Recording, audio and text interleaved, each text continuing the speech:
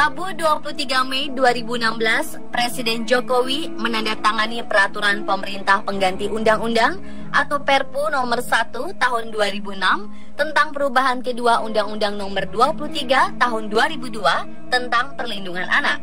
Perpu ini memperberat sanksi bagi pelaku kejahatan seksual, yakni hukuman mati, penjara seumur hidup, maksimal 20 tahun penjara, dan minimal 10 tahun penjara. Perpu ini juga mengatur 3 sanksi tambahan, yakni kebiri kimiawi, pengumuman identitas ke publik, serta pemasangan alat deteksi elektronik. Dari Perpu yang dikeluarkan pemerintah ini, yang paling disoroti adalah kebiri kimiawi. Setelah Perpu ini dikeluarkan, beragam kontroversi meluas di masyarakat tentang hukuman ini. Ada yang menyatakan hukuman ini dinilai kejam. Ada pula yang meragukan bahwa hukuman ini tidak cukup untuk membuat jera para pelaku kejahatan seksual pada anak.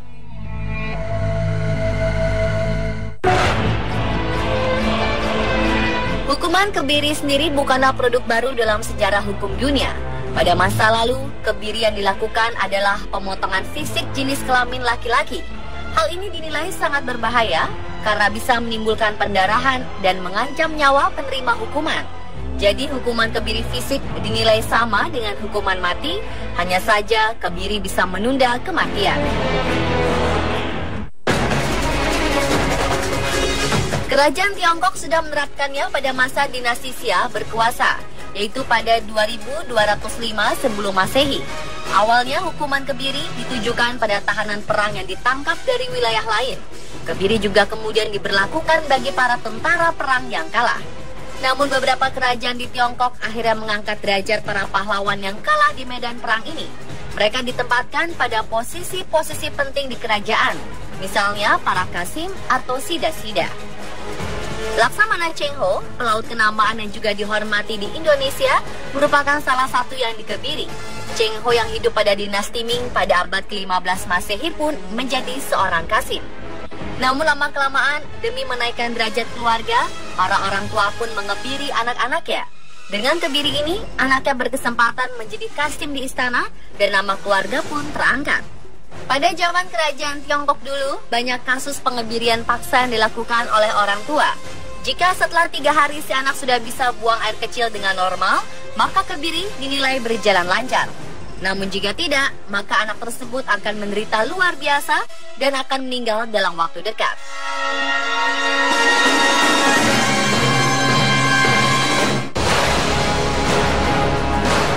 Hampir mirip dengan kerajaan Tiongkok, kebiri juga ditemukan pada masa Mesir kuno. Bukti sejarah yang mencatat adanya praktek kebiri adalah monumen di Karnak yang dibuat oleh Merenptah sekitar 1225 sebelum Masehi. Dalam monumen ini dicantumkan daftar 13.000 penis yang dipotong lewat pertempuran dengan suku Libya dan orang-orang Mediterania. Pada masa ini, emaskulasi atau pemotongan organ kelamin dari musuh yang kalah perang dipandang sebagai penyempurnaan kemenangan. Kerajaan Mesir dan sekitarnya juga mempekerjakan pria-pria untuk melayani raja dan keluarga kerajaan dengan mengebiri mereka terlebih dahulu. Pengebirian ini dilakukan untuk menjaga keamanan kerajaan. Para harem, istilah kastim di Mesir yang sudah dikebiri ini dinilai aman karena tidak akan memiliki keturunan. Mereka juga pada akhirnya akan setia kepada kerajaan karena tidak memiliki keluarga yang harus diperjuangkan.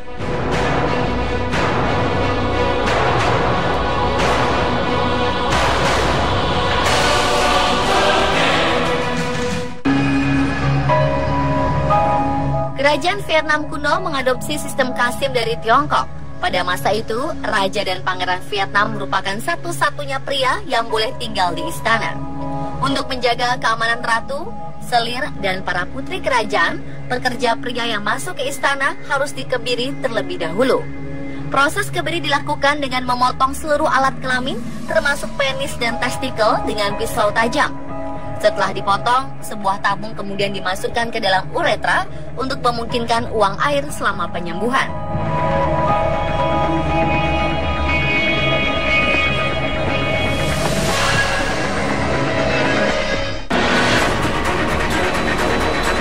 Pada tahun 1589, Gereja Katolik Roma mulai menerapkan penyanyi castrato di dalam kelompok paduan suara gereja. Castrato merupakan penyanyi pria yang bernyanyi dengan suara wanita. Penempatan penyanyi castrato ini karena adanya pesan dari Rasul Paulus yang berbunyi Mulia res in ecclesis tasciante, atau jangan ada suara wanita di gereja.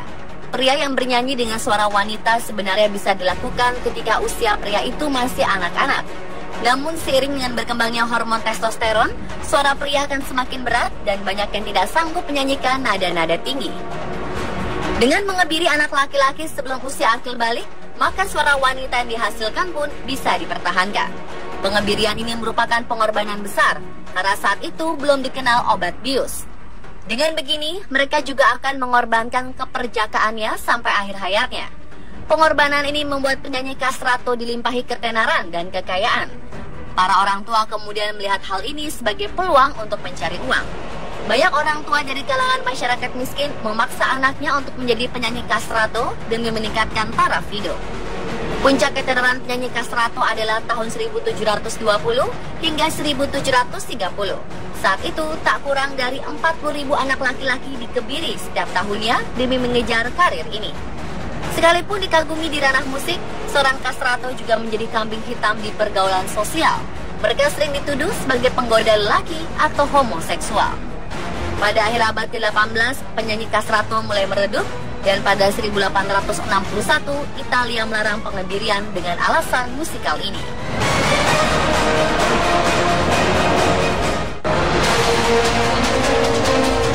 Seiring dengan berkembangnya ilmu kedokteran, ditemukan metode baru yaitu kebiri kimia. Kebiri kimia ini tidak melalui pembedahan kuno yang mengharuskan korban kebiri dipotong penisnya. Tahun 1944, para dokter menggunakan derivatif hormon progesteron atau hormon kewanitaan yang disuntikan kepada orang yang dikebiri. Hormon ini dapat mengurangi hormon testosteron yang menghasilkan libido pada pria. Kasus kebiri kimia yang terkenal adalah kebiri yang dilakukan terhadap pakar komputer Alan Turing karena perilaku homoseksualnya. Namun kebiri ini menimbulkan efek negatif dalam tubuh Alan Turing. Ia pun meninggal karena efek negatif ini. Pemerintah Inggris dan kerajaan Inggris sudah meminta maaf secara resmi terhadap penyebab kematian Alan Turing. Pada 1960, dokter di Jerman menggunakan anti-androgen kepada pasien-pasien yang mengalami halusinasi seksual yang tidak terkendali. Hasilnya dinilai sangat efektif karena mengurangi angka pemerkosaan terhadap anak di Jerman. Kemudian pada 1966, Dr. John Money menjadi dokter pertama di Amerika Serikat yang menggunakan medroxyprogesterone acetate untuk para pedofil. Tujuannya adalah untuk mengendalikan fantasi berlebih terhadap seksualitas, khususnya seksualitas terhadap anak.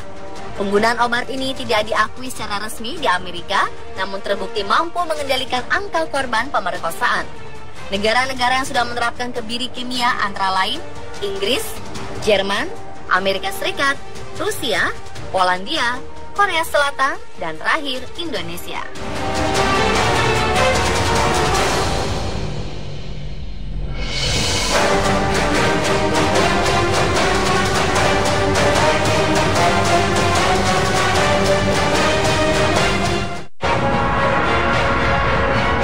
Meski sudah ditetapkan dalam Perpu, teknis penerapan hukuman kebiri kimia di Indonesia belum ditentukan secara terperinci. Rencananya, pelaku akan disuntik zat kimia setelah menjalani hukuman pokok yang diputus hakim. Misalnya, bila pelaku sudah menjalani hukuman 15 tahun, suntikan kebiri baru akan dilakukan setelah pelaku dinyatakan bebas. Selain disuntik kebiri, pelaku akan ditanamkan chip sebagai bentuk pengawasan negara. Identitas pelaku pun akan dipublikasikan kepada masyarakat umum. Tujuannya untuk memberi efek jera dan mengancam warga negara yang berniat melakukan kejahatan serupa. Jenis zat kimia yang digunakan dalam hukuman kebiri pun belum ditentukan. Bisa berupa medroxyprogesterone, cyproterone acetate, atau leuprolide acetate. Sebelum diberikan harus ada pemeriksaan klinis untuk mengurangi efek negatif yang dapat mengancam kematian pelaku. Beberapa ahli mempertanyakan apakah kebiri kimiawi ini benar-benar bisa menimbulkan efek jera pada pelaku. Karena secara medis, fungsi seksual pemerkosa yang sudah dihukum kebiri bisa berfungsi kembali jika zat kimianya sudah hilang dari dalam tubuh. Selain itu ada efek samping yang diderita pelaku, yaitu penuaan dini pada tubuh, meningkatkan tulang keropos, dan meningkatkan resiko penyakit jantung.